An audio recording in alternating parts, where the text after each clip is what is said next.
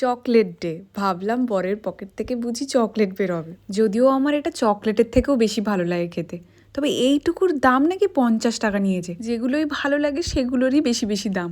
যেমন দেখো সোনার দাম আকাশ ছোঁয়া। সোনা তো আর কিনতে পারবো না, এগুলো পরেই দিন কাটাতে হবে। এই ব্রেসলেটটা অনেক দিন আগে কিনেছিলাম, কিনে পড়েছিল ওকে, তাই বললাম যে একটু পরিয়ে দিতে।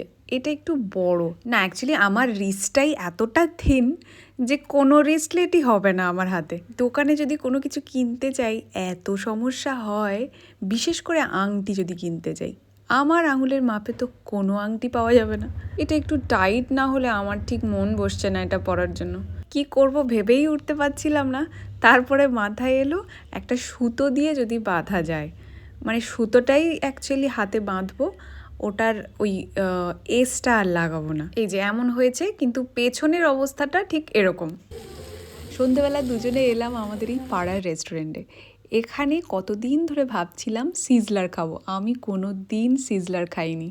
আবার আমাদের এই পাড়ায় এত সুন্দর বানিয়েছে, অসম্ভব ভালো। এরপর বিরিয়ানি নেব। ভ্যালেন্টাইন উইক তোমাদের কেমন কাটছে অবশ্যই কমেন্টে জানিও। চলো সবাই ভালো থাকো, আজকে তাহলে আসি, দেখা হচ্ছে কাল।